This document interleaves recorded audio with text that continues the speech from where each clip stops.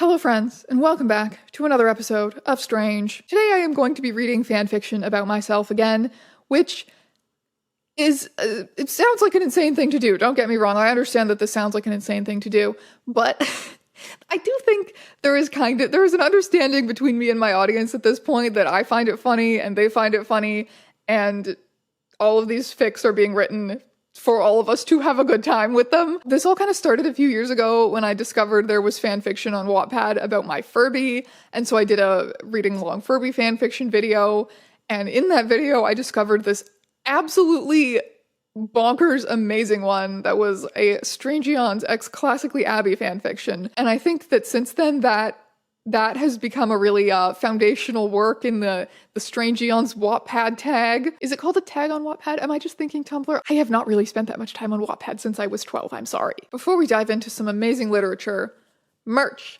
I have new merch. It says Ebony Darkness Dementia Ravenway saved my worthless life on the front. It's got the classic Strange painting in black and white on the back so that it is fully goth compatible. All of my old merch designs are back too. You can get all kinds of fun shirts and posters. Go check it out. Link will be in the description below for your clicking. I also have to tell you a little bit about this video's sponsor, Aura. Have you, dear viewer, ever received an email? A weird email? Hello, this is your bank. You are being hacked right now, and you will die in 7 days unless you confirm your identity to us. What about robocalls? You might be thinking, why do all these weirdos have my contact information? That is because of data brokers who get a hold of your personal information and then sell it to all variety of annoying spammers. And they have been such a personal annoyance to me that I have partnered on this video with Aura. Aura is an easy-to-use app that includes everything you need to stay safe online. It looks for your emails, passwords, social security number, etc. floating around out there, and it alerts you if it finds that information. Aura is great for investigating those cases of your information already being stolen,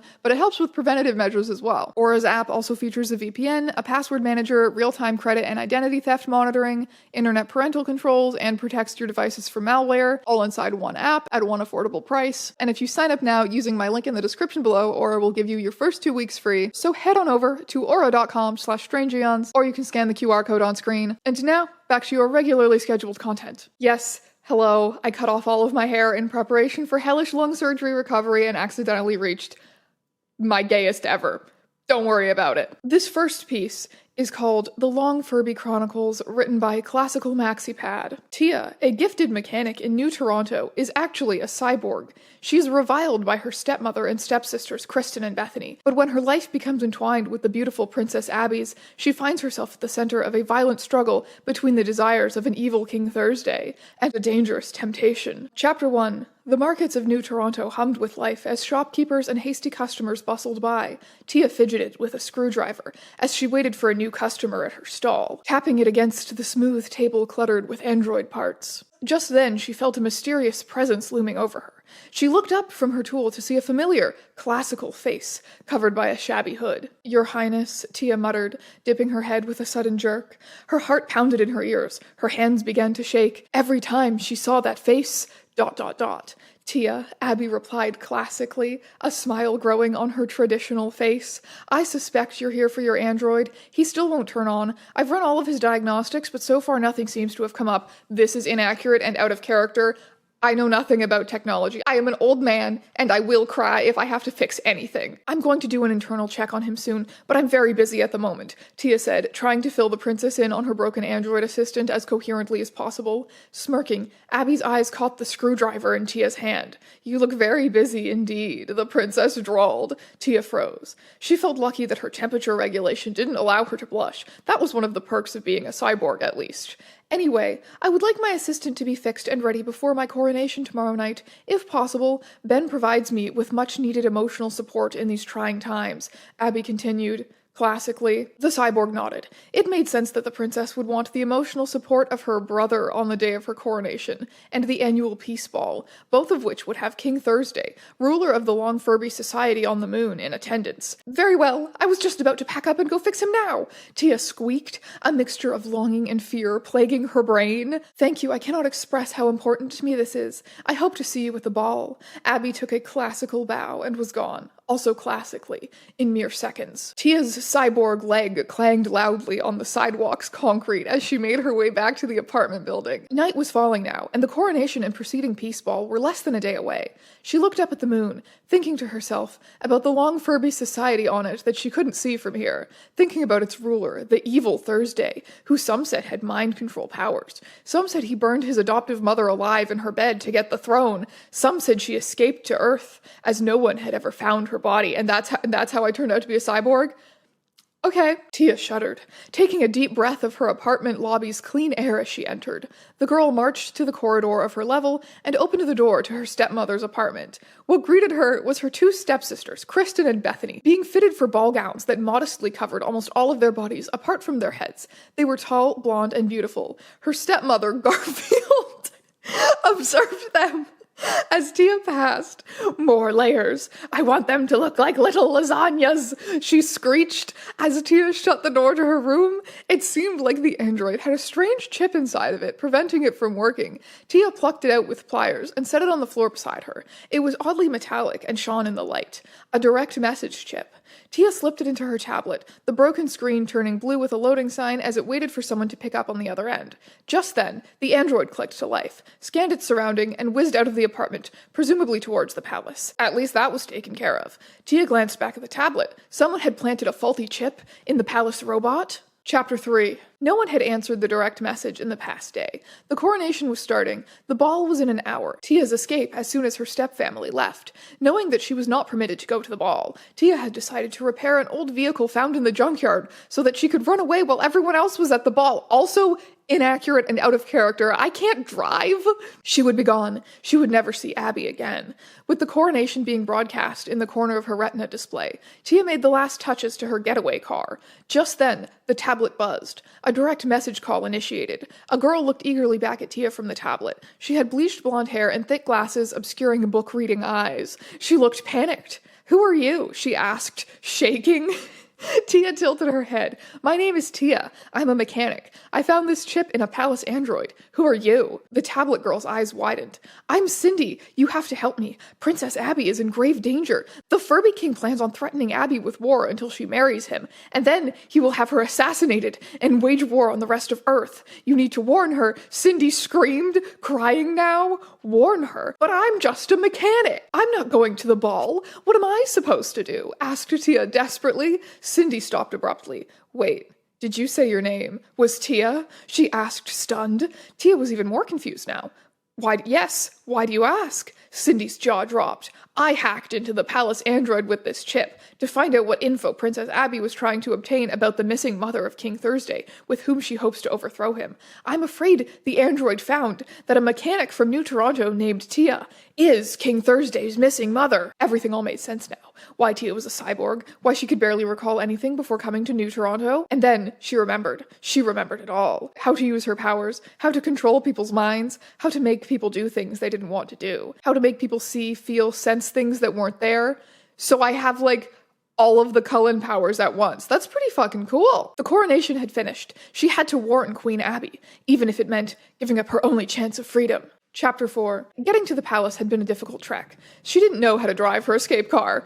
Thank you. The brake had snapped off. She had to crash the car into a tree in the palace garden. But it was worth it. She had to get to Abby. The ballroom was full of guests, among them Tia's stepfamily, dressed to conservative perfection, Queen Abby, classically in the middle of it all, and King Thursday, the veil used to hide his true form lifted now that no cameras were in sight, mind-controlling everyone to see the most beautiful face ever plastered onto his head. Tia stood at the top of the staircase, also mind-controlling everyone in the room, projecting a shining ball gown onto her body, hiding her robot parts and grease stains, allowing her to slip past the guards unnoticed. She bolted into Abby's arms, almost knocking her over as they collided, warning the classical Queen of Thursday's plans. Just then, Thursday spotted them, a scowl developing on his pristine face. "Guards, there is an illegal Furby fugitive here tonight. Seize her!" Tia exercised her mind control over the guards' minds. "No, there is a faux ruler who has committed treason here tonight. Seize him!" A gasp rattled through the crowd. Suddenly, everyone turned on Tia, pacing towards her with grabbing arms. Thursday was controlling them. Tia fought back, her shoulders locking in place. Everyone stopped, turning towards Thursday. Rage and confusion filled every part of Thursday's body. What? How? Only the royal family of the moon has the Furby gift. Realization hit him like an avalanche. He froze. He was only able to get one word out before the crowd engulfed him. Mother! The sound of hundreds of bodies slamming into each other, trapping Thursday. Tia plucked Abby from the crowd and released the queen's mind. She stumbled back. Classically. What should we do with my son, your majesty? Tia asked, still concentrating on keeping Thursday at bay. Abby smiled. Classically. Prison, I suppose. The queen placed a soft kiss on Tia's lips before locking her arms around her, and the societies of Earth and the Moon uniting once and for all. The end. What a touching story. What a beautiful happy ending. This next one does not have an ending yet, but since the updates have been pretty frequent and recent, I think by the time this video goes up, it will probably have an ending, and I will link it in the description below so that you can finish it. It's called Down at the Convent. 1570. England. Strange lives a normal life, dumping her poop out the window and milking cows for a living, but when her father, Thursday, and mother, Girl, find her performing another satanic ritual, she is sent off to the convent. But what she doesn't expect is that she would fall in love with the beautiful abyss of the Abbey. Abbey classic. Yes, I am aware Abby is Jewish, but in this, she is Christian. Chapter 1. Strange groaned as the wagon hit another rock, shaking the vehicle. Her scrawny little cat boy Bingus hissed, eating the small piece of Garfield lasagna he found in the latrine earlier. Damn it, Bingus! Why did Thursday have to send us on a wagon? She stroked her luscious bowl cut, or mullet. I don't know what the hell is going on there.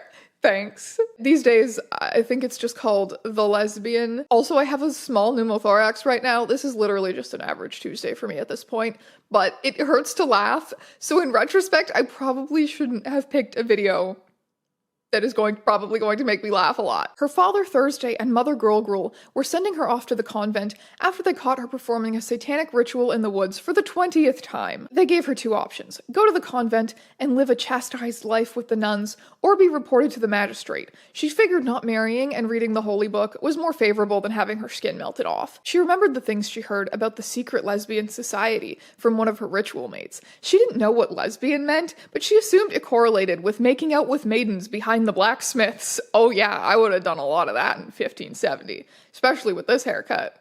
I mean, have you seen me today? Her mate had told her to ask, "Do you like my shoelaces?" and the lesbians would be revealed. She hoped perhaps she could find other lesbians in the Abbey. "Hey, we have arrived," the aged man driving the horses shouted as the wagon came to a stop. Strange wobbled out. Bingus followed shortly behind. She stumbled to the front of the Abbey before throwing up on the feet of a mysterious person. Strange gagged. "I'm sorry." She glanced up. Ahead of her sat the most beautiful woman she had ever seen. She wore a black dress, a matching veil, and ever so slightly did her brunette bangs seep through. The woman sneered at the mess, but attempted to hold her composure. "Ebony, who is this girl?" "Ew, another prep. I think Sister Strange." Ebony rolled her eyes. They whispered to each other a moment before speaking. "I'm Abby Classic, the abyss of this convent. And this is your chambermate, Ebony Darkness Dementia Ravenway. You will be taking your vows tomorrow. Ebony will show you to your quarters." They walked through the hall, inspecting the old architecture. They paused for a moment. "So, you're not a prep, are you?" She glared. Strange looked at the girl's face. Her lips were coated in black, and her face a white resembling the queen's. "Well, answer." She stomped her foot. No, I'm an emo. Yes, I'm an emo. The same as you." Strange grinned. "Well, I guess we can chill then." Ebony opened the door to the chamber. There were 2 beds, a bucket, dressing fold, 2 desks, and a table at each mattress. Ebony pointed to the outfit upon one of the beds. "That's yours. You can wear your own clothes for now, but the lame preps at the head of the church." The lame preps at the head of the church. Make us wear that uniform after vows." Strange nodded before sitting down. Bingus jumped on the mattress, making himself comfortable. Accurate and very in character. "I don't mean to be rude, but you don't seem to like it here. Why did you take your vows?" Strange asked. She had started talking quite oddly due to her nervousness. I mean, for some goddamn reason, Abby was still walking around and smelling like a regurgitated pottage. She felt out of her element. This place was strange. Ebony tossed her dress and veil onto her bed as she dressed behind the dressing fold. Ugh, my parents found me doing it with Draco behind the family barn. Who's Draco? Strange asked. Yeah, but anyways, do you like my nightgown? Ebony continued without an answer. Ebony walked out. She was dressed in a lacy black night guard, and for some reason still possessed her stockings and stays corset. Strange looked oddly at her, but decided to give it up and ask her the question of importance. Do you like my shoelaces? Strange quivered with fear. Ew, no, I only wear flats. You're such a prep. She flared her nostrils. Oh, all right. Strange groaned. She was wrong. She didn't necessarily find Ebony's personality attractive, but she felt she could fix her. Like she had potential. The rest of the evening was spent in silence. Strange dressed in her nightgown and was ignored by Ebony for her blatant anti-emoism. The only comfort she received was Bingus sleeping on her head. Extremely accurate. Chapter 2. Strange sweat heavily. Ahead of her sat the most gorgeous woman she had ever seen. Her morning had not gone well. Ebony had apparently forgotten about her anger at Strange, but that was probably due to her stealing many of the other nuns' communion during Mass, and honestly, Strange was looking forward to that as one of the good things about attending church. Her vows had gone decent, but now they were at supper after a long day's events, and Strange was sitting just a foot away from Abby. I know we are all very pleased about the arrival of Sister Strange at our lovely convent, and her gesture of preparing us our supper. Abby smiled. Oh, did I forget to mention, she made supper to impress Abby? Well, she is terrible at cooking, and pretty much made a chicken broth with leftover ale and poured it over some bread. Thank you, Sister Abby, Strange grinned nervously. Sister, please tell us, how did you enter the light of our Lord? Please be honest, our Lord does not judge. Abby took her spoon and poked the concerning dish. Well, Strange stared out the stained glass window, avoiding the question. Strange gulped. Father found me, performing a satanic ritual. The women gasped. Oh my god, me and Draco used to do those. Ebony grinned. The nuns ignored Ebony, acquitted to her peculiar nature. But they forced me to, Strange fixed. Well, that's good that you were removed from such heresy, one of the other nuns, who the writer was too lazy to name, spouted. Who are your parents? Abby asked, attempting to move the conversation. Oh, my father is a full-blooded long Furby. My mother is 3/4 human and the other part Furby, Strange replied nonchalantly. The other nuns glared at her oddly, but Abby gave a different reaction. Her eyelashes batted and she blushed. Oh my, Abby smiled softly as she adored Strange's voice. The rest of supper continued normally. Strange's meal she prepared made a few of the other nuns despair into dysentery. But that didn't matter, as Strange and Abby stared at each other. Everyone began leaving their quarters, but Abby stopped Strange, grasping her arm. Hey, I hate to bother you, but would you like to have a picnic tomorrow? Abby stared at the floor, biting her nails. Strange felt flushed. I would love that. She fast-tracked. What if she came off too enthusiastic? I mean, I would be pleased. Wonderful. I'll meet you at 8 tomorrow, after supper in the courtyard. Abby left, leaving Strange staring at her shrinking figure as she escaped through the long hall. Strange ran through her chamber. It was 7:45 in the evening, and she had to meet Abby in the courtyard. She had had a long day, just daydreaming about Abby and her soft voice. Ebony pulled her back to reality. What are you doing? Ebony sat on her bed, applying white powder to her face. Strange hesitated for a moment, but came to the realization that Ebony wouldn't mind. I am meeting Abby in the courtyard at 8. Ooh, like a date? She grinned mischievously. No, we are just discussing the holy book. Sure, but Abby's a total prep. No, she isn't, Strange shouted defensively. Yep, you fancy her. Ebony continued. I don't know what you see in her. She looks like a weird prep, but I can help you. Really? Strange asked. Before she knew it, Ebony was styling Strange's hair, lent her some of her ink to apply to her lips, and dressed her in one of her lacy nightgowns, some jewelry, her starch corset, which she put on her outer layer, and some fishnet stockings. Ebony stood back, inspecting her creation. Oh my god, you look so fucking goth. Strange looked at the large clock in their quarters. I've gotta go. Thanks, Ebony. She threw on her boots and ran out the chamber. She found Abby sitting on a small quilt with a basket of raisins. She wore a long, modest pearl nightgown. And good lord, did Strange find it hot. Hey, Abby smiled at her, patting the spot next to her for Strange to sit. Hi, I love your gown. You look so beautiful. Abby glanced upon her innocently. Thanks, Strange blushed. You look very... dare I say, classic. Strange looked away. How scandalous! I hope I'm not too bold, Strange corrected herself. Abby pushed one of Strange's hair strands behind her ear. No, I find it cute. Their faces stood inches away from each other, almost close enough to kiss. Abby, may I know how you became an abyss? Oh, Abby said with disappointment. My husband left me, she said with no sorrow. Strange's mouth dropped open. Abby took her finger and closed it. That's an interesting touch. Wattpad user History Rat, because I think that happened in a book that I was reviewing on my channel once, and I ranted about how much I hated it. So it's a great touch, thank you. I never really felt love for him. To think I never was attracted to him, she pondered. Strange sat there uncertain of what to say.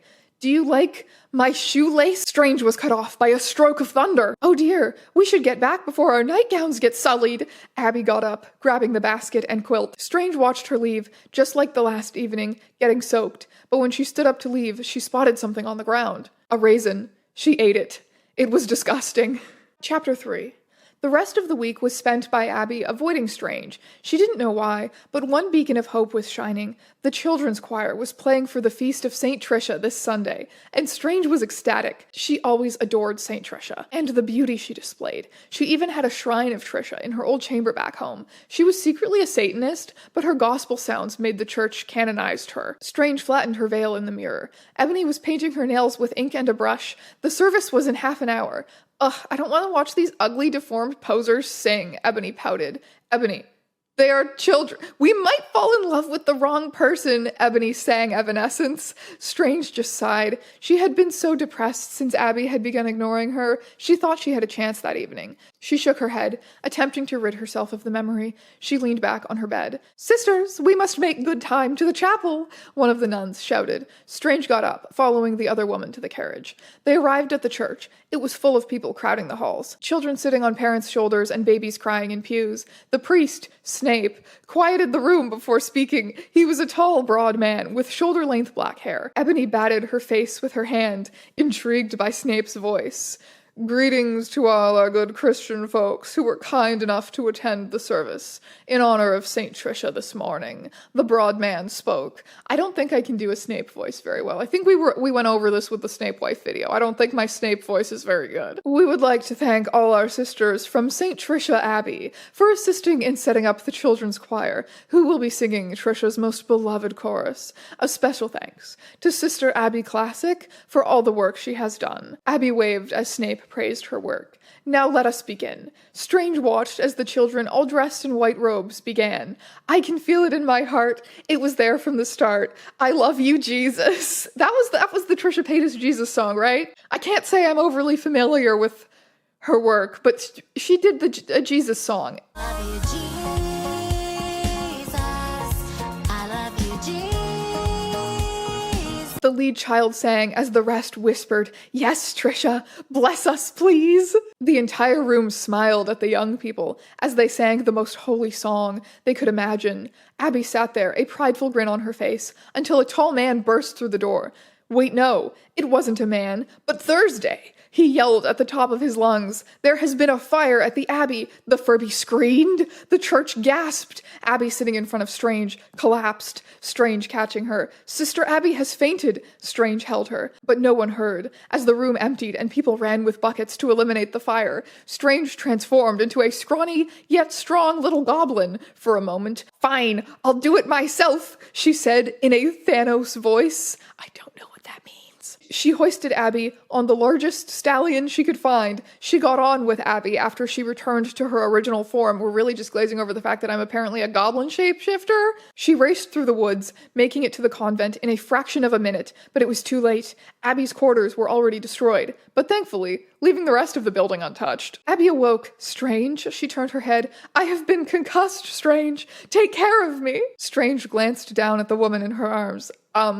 Sure. It was going to take months to reconstruct Abby's chamber, so she was told to sleep in Strange and Ebony's quarters. But since Strange was so goddamn respectful and remembered there was a sofa beside her mattress, that is where she slept. Besides, who would want a cliché? One evening when Abby was still recovering, Strange looked out the window. Ebony had gone to fetch some food from the market despite the late evening. That's what Strange thought, at least. Outside in the courtyard sat Ebony and Snape. They were making out, leaning on a fence. Strange smiled. Perhaps Snape would fix Ebony. But then she saw Snape's MCR tattoo on his chest and changed her mind. Chapter 4, Author's note, this chapter is extremely short, but we only have one more after this. Strange took a spoonful of her pottage. She munched on it.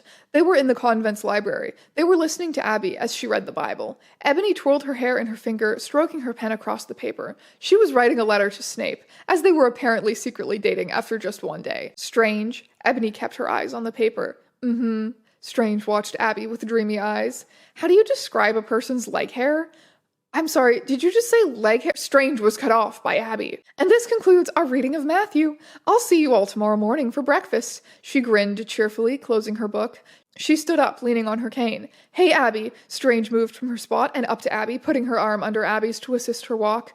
Oh, hey, Strange. Abby's face flushed. Would you like to get lunch? Strange offered. It's 9 p.m. We just had supper. Then would you like to get a snack for the chamber? Sure. They brought a bowl of jam and some bread and sat on the couch. Strange and Abby talked for a while, each letter escaping Abby's voice, entrancing Strange more.